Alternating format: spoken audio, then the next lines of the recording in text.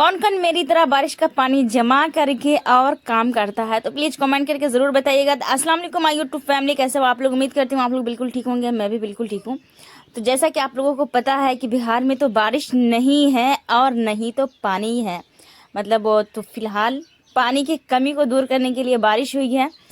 तो हम क्या कर रहे हैं ना कि चारों तरफ जो है ना देगची बर्तन बाल्टी जो भी कुछ होता है ना वो सब डाल दी हूँ। साथ ही में जो है ना बरसात के टाइम पर कपड़ा खिलाने का बड़ा दिक्कत हो जाता है, तो उसका भी मतलब मैंने जुगाड़ लगाया है। तो वो सब आज मैं ना आपके साथ शेयर करने वाली हूँ। तो सबसे पहले सुबह की आगाज़ होती है चाय से। यार चाय बिस्किट तो मतलब फेमस है, जान है, मैं तो कोई जान है सबकी चाय।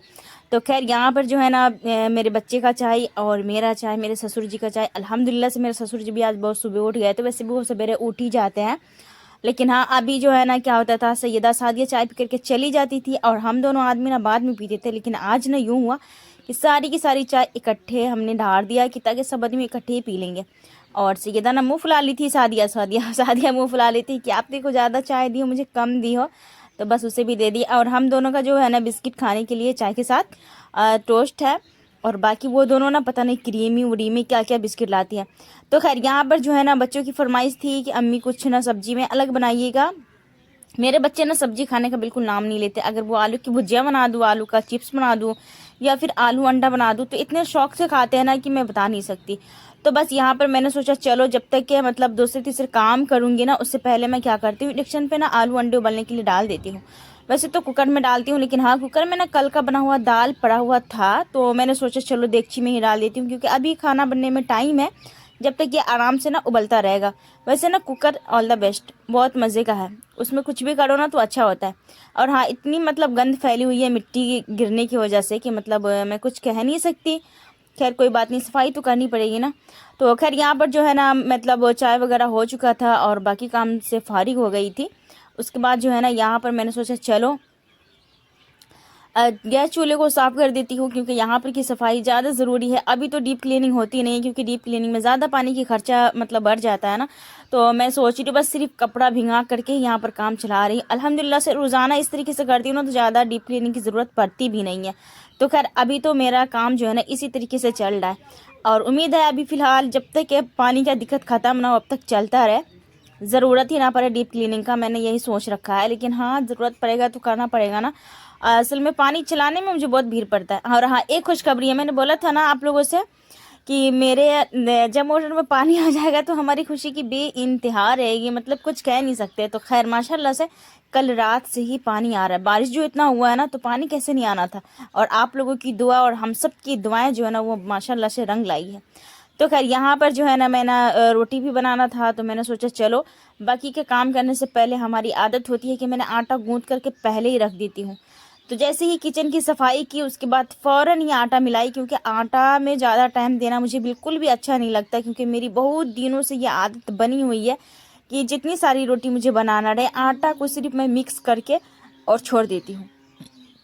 जब तक इधर सब्जी काट ली, मतलब कटिंग करना पड़ता है ना सब्जी को, चॉपिंग करना पड़ता है या फिर मसाला वगैरह पीसो, बहुत सारे काम होते हैं। तो बस उससे पहले जो है ना आटा हमारा खूब बढ़िया तरीके से फूल जाता है।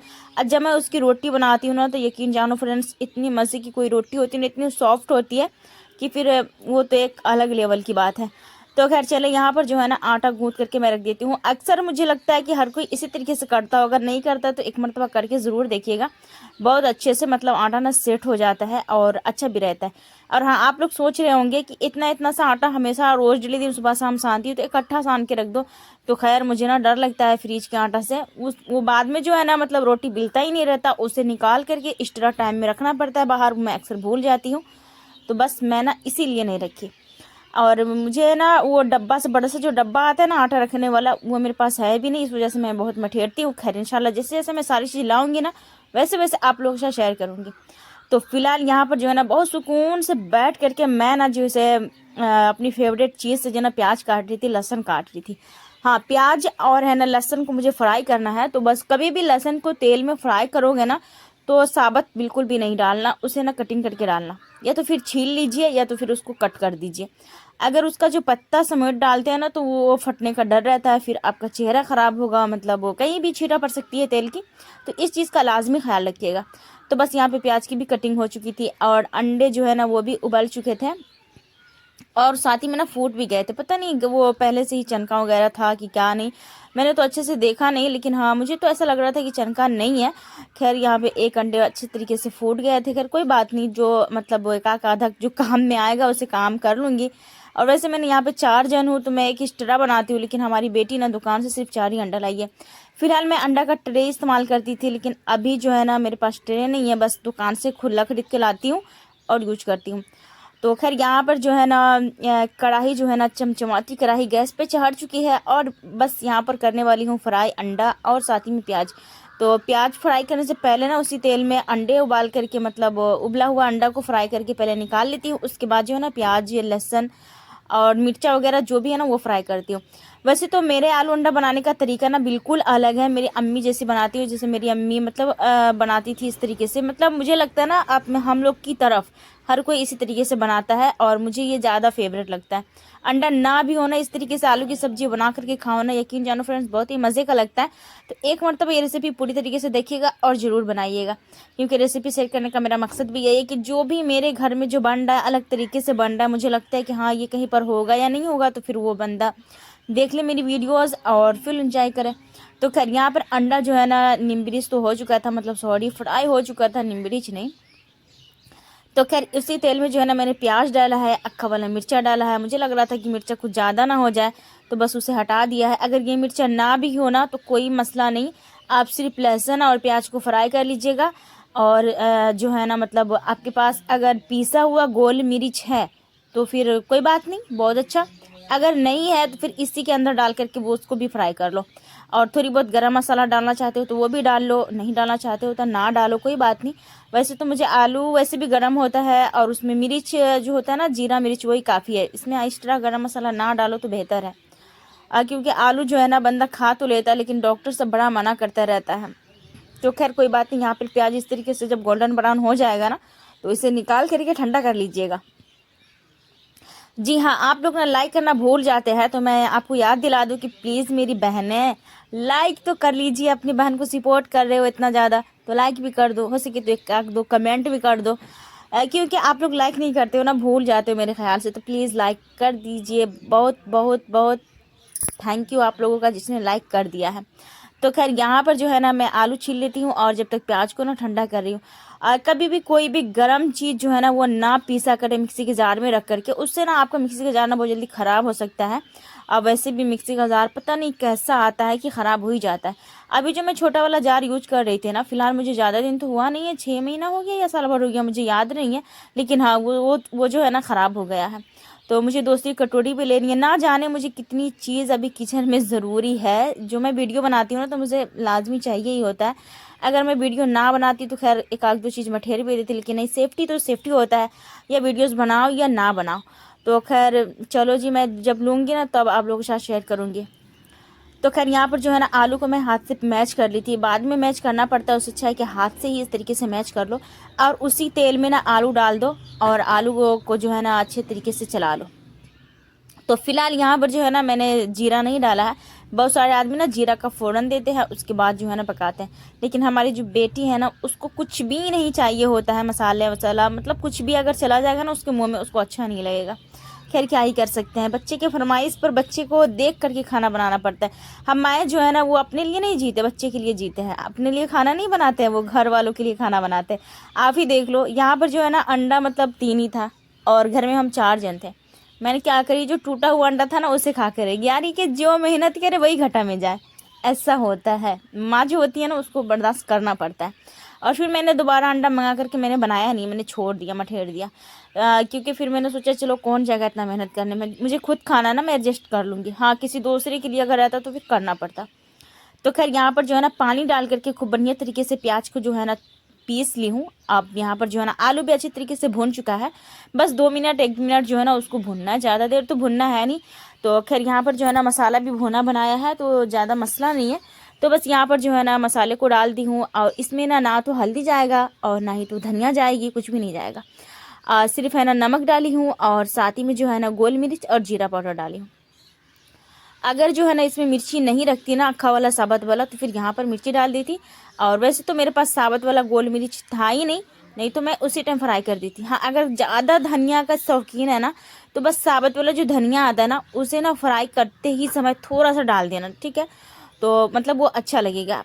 पिसा हुआ जो पाउडर होता है ना, वो बिल्कुल भी नहीं डालिएगा, वरना टेस्ट जो है ना इसका चेंज हो जाता है।